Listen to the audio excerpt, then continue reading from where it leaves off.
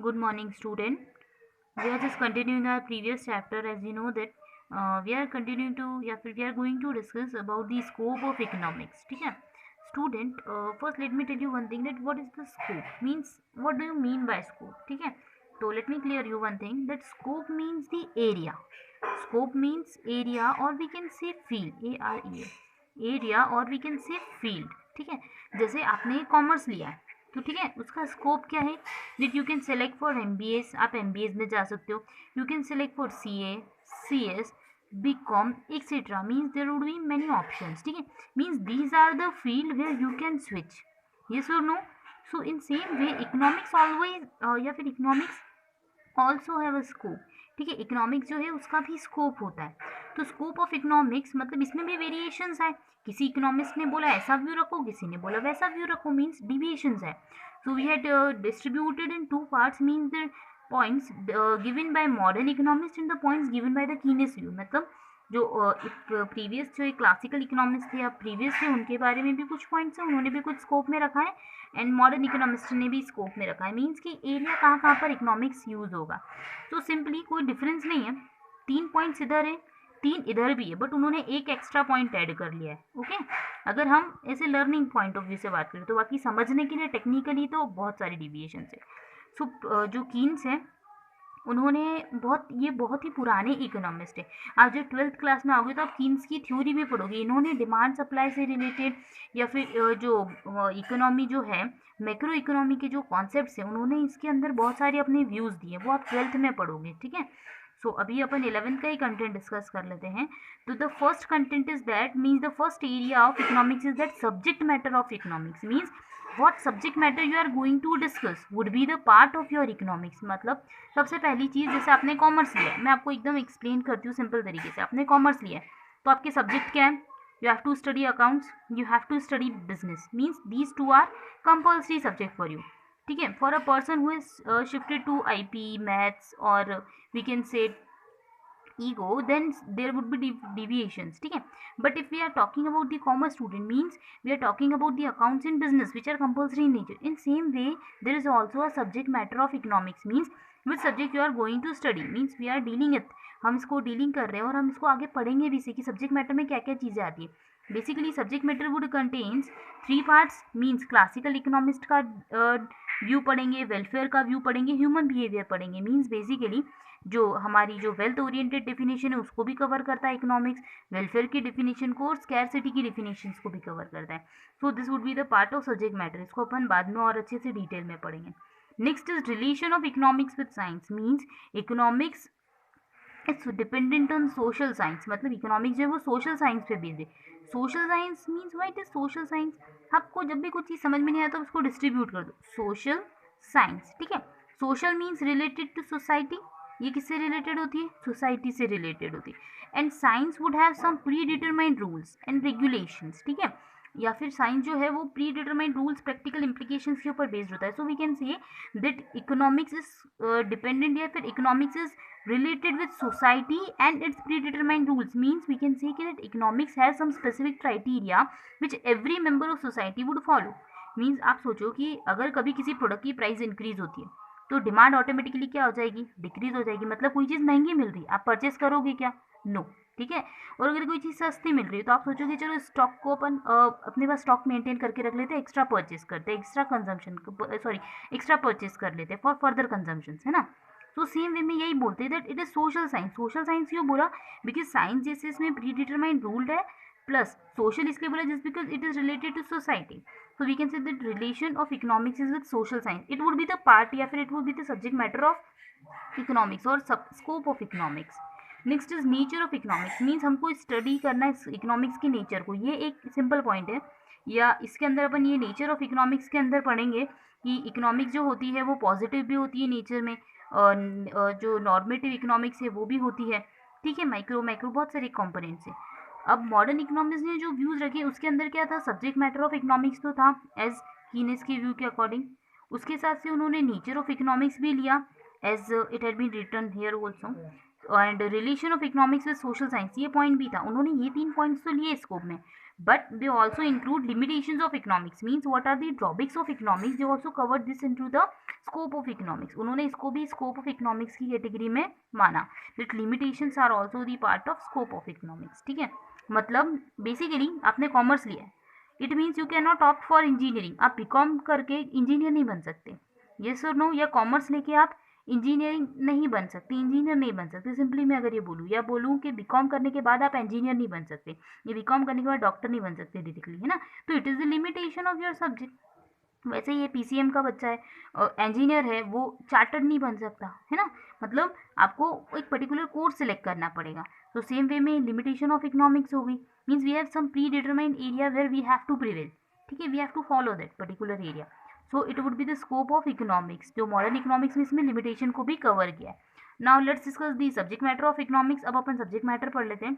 तो the subject matter of economics would be like that कि देर are 3 subject matters, means जैसे हमने आपको पढ़ रखा है कि वेल्थ डेफिनेशन है, it would be the part, welfare oriented definition and scarcity की डेफिनेशन, ठीक है, these three are the subject matter of economics, means ये सारी चीज़ें इकोनॉमिक्स से डील करती है, मीन्स वेल्थ से related activities plus human welfare as well as the anything which is related with natural resources या फिर any type of resources which we are going to use for satisfying our wants, ठीक है, it would be the part of subject matter, ये सारा subject matter होता है, ठीक है। जैसे आपने 11th का सब्जेक्ट देखा होगा, 11th क्लास में क्या है, इकोनॉमिक्स में आपको स्टैटिस्टिक्स पढ़ना, इंडियन इकोनॉमी का डेवलपमेंट करना, तो इट वुड बी और सब्जेक्ट मैटर।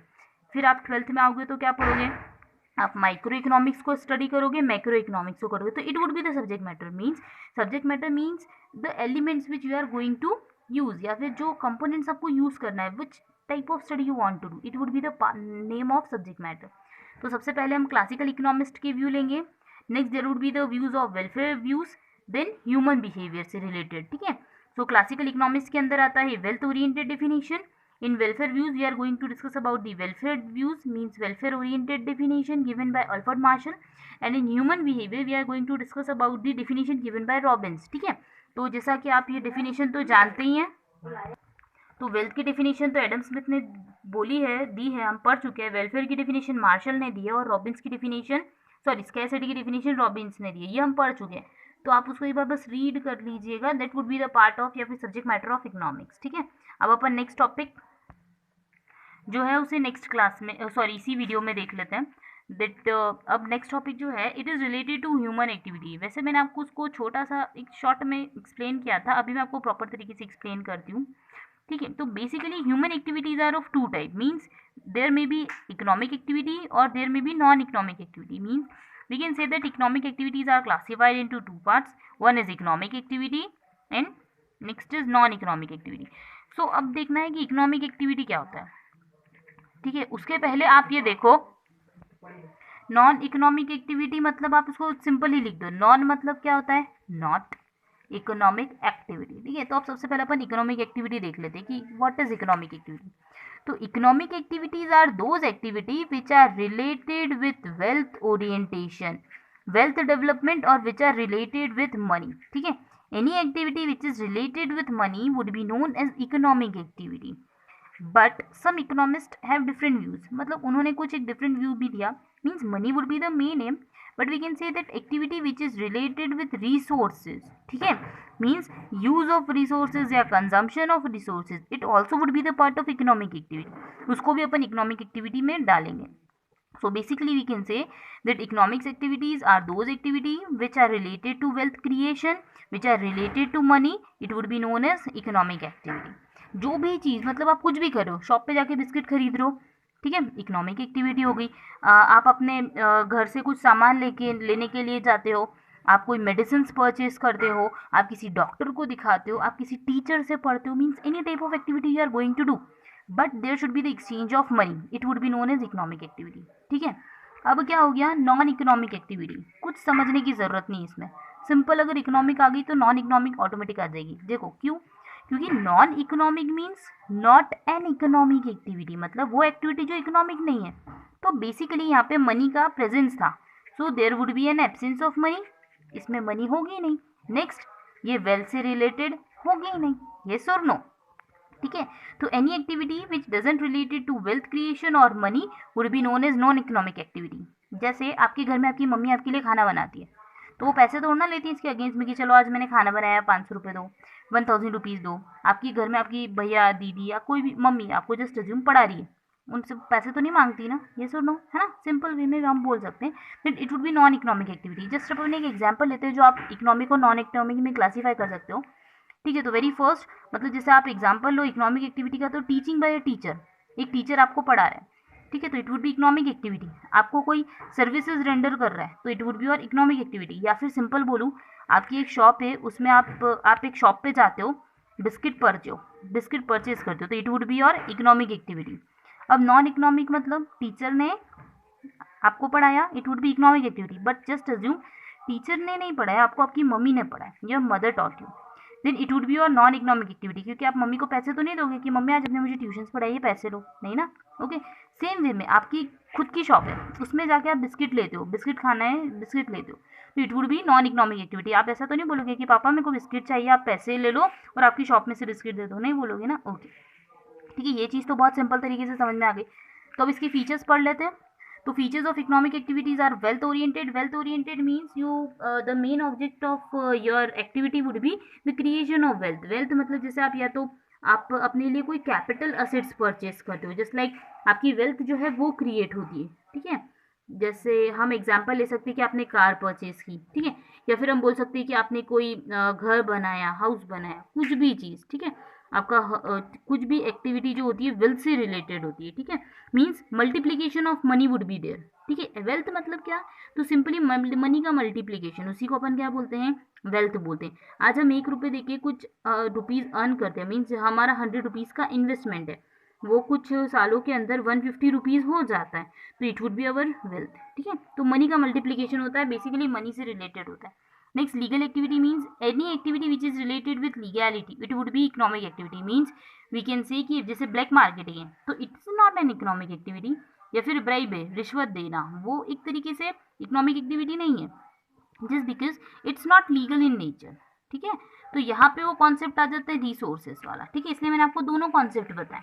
नेक्स्ट, ये फीचर है, means activity should B have that particular element, means economic activity के ये एलिमेंट्स होने चाहिए। Next, activity of average man means all human being can easily conduct that particular activity, ठीक है, हर human being उस activity को conduct कर सकता है, तो it would be economic activity. Next, measuring road of money means it is an activity which create a road for money, means आपके लिए एक रोड मैप डिसाइड हो जाता है, you are just getting something, ठीक है, मीन्स समथिंग मीन्स मनी, ठीक है, तो it create just road map for money, आपके लिए मनी का रोड मैप क्रिएट हो जाता है। Next, social activity means it is an activity which is related with society, ये कैसे रिलेटेड होती है, सोसाइटी से रिलेटेड होती है, तो we can see that economic activity is social activity, society से रिलेटेड होती है। जस्ट बिकॉज आप कुछ भी करोगे तो सोसाइटी के लिए करोगे, जैसे रिलायंस कंपनी वो स्टैब्लिश्ड हुई तो उसने जो भी एक्टिविटी कंडक्ट करी, it would be economic activity if it's legal in nature and if it's related to wealth orientation, ठीक है। बट जस्ट अज्यूम वो अगर कोई एक्टिविटी ऐसी कंडक्ट करते हैं जिसमें सोसाइटी नहीं होती है, तो वो इकोनॉमिक एक्टिविटी होगी क्या, no. So social activity should be there, mean socialization should be there. I hope you got it, आपको ये चीज़ समझ में आई होगी कि ह्यूमन एक्टिविटीज़ कैसी होती हैं और उसका सब्जेक्ट मैटर क्या होता है इकोनॉमिक्स का। अपन नेक्स्ट क्लास में नेक्स्ट टॉपिक पढ़ेंगे। Thank you.